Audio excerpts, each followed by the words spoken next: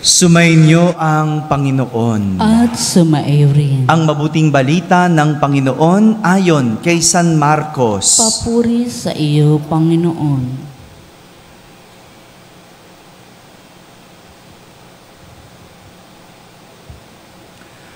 Noong panahong iyon, nagsalita si Pedro kay Jesus.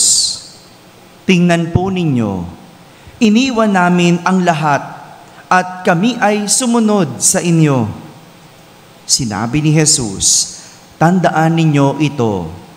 Ang sinumang mag-iwan ng bahay o mga kapatid, ina, ama, mga anak, mga lupa, dahil sa akin at sa mabuting balita, ay tatanggap ng makasandaang ibayo sa buhay na ito.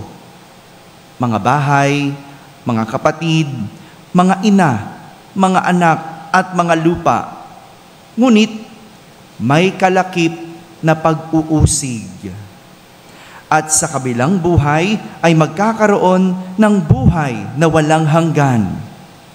Ngunit maraming nauuna na magiging huli at maraming nahuhuli na magiging una. Mga kapatid, ang mabuting balita ng Panginoon. Pinupuri ka namin, Panginoong Hesukristo. Magsiupo ang lahat at makinig sa homilya. Isang magandang umaga po sa inyong lahat.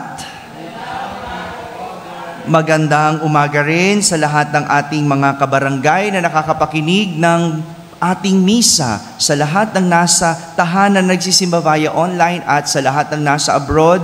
Isang magandang araw po sa inyong lahat. Kasama kayo sa ating banal na pagdiriwang dito sa ating parokya. Kahapon, pinahiwatig ni Jesus na wala tayong madadala sa langit. Yun yung ating pinagnilayan kahapon.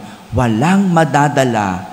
Ano man ang ating kinakapitan, lahat ito kailangan nating bitawan para magtamo ng buhay na walang hanggan. Yun yung kahapon. Samantala, ituloy naman natin ang kwento ngayon. Magkadugtong.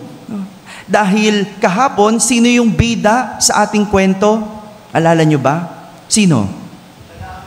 Yes, lalaki na. Yon, lalaking mayaman, no? Tuloy nating kwento. Dahil hindi niya mabitawan yung kanyang mga ari-arian at yaman, yung lalaking mayaman umalis ng malungkot. Hindi niya mabitawan. Hindi niya maisuko ang kanyang yaman. Ngayon naman, si Pedro ay tila nagmamalaki kay Jesus. Nagmamalaki sa pagsasabing, tingnan po ninyo, iniwan namin ang lahat at kami ay sumunod sa inyo. Diba? Nakita nyo? Yung pagkakasunod ng kwento, may isang lalaking mayaman, hindi kayang iwan ang yaman. Samantalang ito naman, ngayon, si Pedro, nagmamalaki kay Jesus. Tingnan mo, kami iniwan namin ang lahat at sumunod sa inyo. Sa pagsasabing ito ni Pedro, alam mong merong motibo. Alam mong merong gusto. Parang nagmamalaki, no? Nagmamalaki na kami may iniwan. Anong kapalit? Anong makukuha namin? Anong mapapala namin? Di ba ganon? Kapag nagbigay tayo, di ba? Naghihintay tayo ng kapalit. Totoo ba yon? Kahit kaunti, naghihintay tayo ng kapalit. Naghihintay tayo, ano yung sakin? Ano yung ganansya ko? Ano yung mapapala ko? At dahil dito, diretsang sinagot ni Jesus. Ang sabi niya, tandaan ninyo ito. Ang sino mang mag-iwan ng bahay, o mga anak, ina, kapatid, mga lupa, dahil sa akin at sa mabuting balita ay tatanggap ng makasandaang ibayo sa buhay na ito. Mga bahay, mga kapatid, mga ina, mga anak, at mga lupa. Ngunit may kalakip na pag-uusig. Tandaan niyo to. May kalakip na pag-uusig. At sabi ni Jesus, sa kabilang buhay, magkakaroon ng buhay na walang hanggan. Kung kapalit at kapalit lang ang hinihingi ni Pedro, dahil iniwan niya ang lahat para kay Kristo, malinaw na hindi bulag si Jesus. Hindi bulag si Jesus. Kaya naman tatanggap siya ng buhay na walang hanggan. Ngunit, di ba sabi ko may tandaan kayo? Tandaan ninyo, no? Hindi ganun kadali. Dahil may kalakip na pag-uusig. Hindi ito parang exchange gift na nagbigay ka at may matatanggap ka. Dahil ang babala ni Jesus, may kasama itong pag-uusig.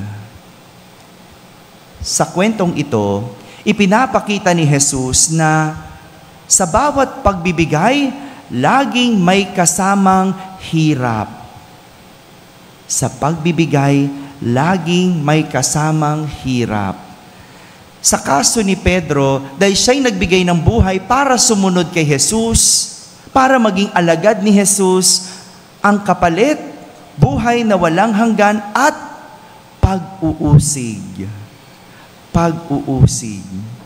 Ganyan ang kwento ng pagbibigay. Hindi lagi may kapalit.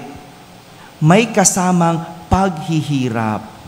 Gaya ng isang magulang. Yung magulang na kahit ang isusubo, ibibigay sa anak. Di ba? Ganun na magulang. Di ba? Sa huli, siya'y makakaranas ng gutom. Ganun eh. Binigay mo yung isusubo mo eh. May kapalit ba yun? Gutom muna. Hirap muna ang kapalit. Pero ano yung magiging kapalit? Sa huli na yan. No? Kapag lagi mong inuuna ang iyong anak, no? Ang kapalit, yung anak, magiging maayos. Yung anak, magiging malusog. No? Ganun eh. Pero ikaw, gutom. Ikaw, pwedeng magkasakit. Binigay mo eh. May sakripisyo. Gaya ng isang estudyante na nagsunog ng kilay para makapagtapos ng pag-aaral. Uso pa ba yun ngayon? Uso pa ba yung ganyan? Yung estudyanteng nagsusunog ng kilay para makapagtapos ng pag-aaral. Di ba? Sa huli, makakaranas ka ng puyat at pagod. Kaya takang-taka ko sa mga estudyante ngayon na nagre-reklamo kapag maraming project, kapag maraming assignment. No? Takang-taka ko. Nahihirapan, nadidepress. Kapag maraming pinagagawa sa eskwelahan. Abay, di ba natural? Ano bang gustong gawin sa eskwelahan? Magpa-cute, maglaro, magpasarap, di ba? Kaya pag-graduate, hindi sanay. Konting hirap lang sa trabaho, magre-resign. Ganyan ngayon ang mga kabataan. Parang nagtataka ko, para bang gulat na gulat sila na maraming assignment. Di ba ganon? Kailangan mo magsunog ng kilay. Well, ganon kasi sa panahon ko. Di ba ganon sa panahon natin? Kailangan mahirap, subukin ka. Hindi yung nagre-reklamo. Pero sa huli, may kapalit. Anong kapalit? Diploma. Matatag. Matatag na dibdib. Kaya kahit mahirapan sa trabaho, hindi sumusuko. Kaya bilib na bilib ako dun sa mga, yung ang tagal sa trabaho. Nagbimisa ako sa bangko, sa PNB. Bilib na bilib ako dun sa mga empleyado doon na 35 years, 40 years, yung first job, yun lang. Pero sabi nila marami ngayon, 6 months lang. Wala pang 1 taon, magre-resign na. Bakit? Kasi nahirapan. Kasi gusto palit ng palit. Kapag konting hirap, palit. Ay ganun din sa paglilingkod sa simbahan. Diba? Tayo, ang aga-aga nating gumigising araw-araw para magsilbi. Sa huli, anong kapalit? di puyat. Di ba? Eyebags pa tayo. Well, may kapalit na hirap eh. Maantala ka sa pagtulog. Mahati ang oras mo. Ano pa? Ano pang kapalit? Tapos ang kapalit, pupunahin ka pa ni Father. Sabihin, mali yung ginawa mo. No? Di ba? Pero, sa huli, ang mas malaking kapalit, ikaw ay nagbigay sa Diyos. Magiging maganda ang pagdilingkod mo. Nakita niyo yon? Ganyan pag nagbibigay, may kasamang hirap. Hindi ka lang naghahanap ng kapalit. Hindi natatapos ang lahat sa hirap. Merong kapalit na sa bawat pinaghirapang pagbibigay, laging may kapalit na gantimpala. Yan ang magandang abangan. Yung pinaghihirapan mong ibinibigay ngayon, sa huli, may kapalit na gantimpala. Lahat ito, paraan ng pagbibigay. Pagbibigay na may kalakip na hirap. Hindi natatapos sa hirap, merong iintaying gantimpala. Gaya ng mga alagad ni Jesus, matapos ibigay ang lahat, sila ay tumanggap ng buhay na walang hanggan. Mga kapatid, ang pagbibigay, hindi dapat kinatatakutan o pinagdadalawang isipan dahil walang nagbigay at nagpakahirap na hindi nasuklian. Tandaan nyo yan. Walang nagbigay at nagsakripisyo ng hindi nasuklian. Higit sa lahat, ang nagbigay ng buong sarili, pagpapala mula sa Diyos ang tatanggaping ganti. Amen? Amen. Inanyayaan ko po kayo bukas, araw o Miyerkules ng Abo. No? Bukas po, magsimba po kayong lahat, yung mga nasa barangay po na nakakapakinig, magsimba po at magpapahid ng abo sa ating mga noo. Tayo po ay may banal na misa dito sa ating parokya ng 6:00 ng umaga at 6:00 ng gabi. Bukas po yan. Samantala, pagkatapos po ng ating banal na misa, isusunod natin ang rito ng pagsusunog ng mga palaspas na siyang gagamiting abo na ipapahid sa ating mga noo bukas. Maraming salamat po. Sa bawat pagbibigay, mayroong hirap. Nalala ko noon, kwento ko muna. Nalala ko noon, araw-araw ako nagsisimba. No? Araw-araw lang ako nagsisimba. No? Pag bago ako pumasok sa trabaho, nagsisimba muna ako. At ngayon ko na-realize, lahat ng yon, ang kapalit, pari na ako. Nung ginagawa ko yun, araw-araw pagsimba, puyat. No? Nahihirapan ka, di ba?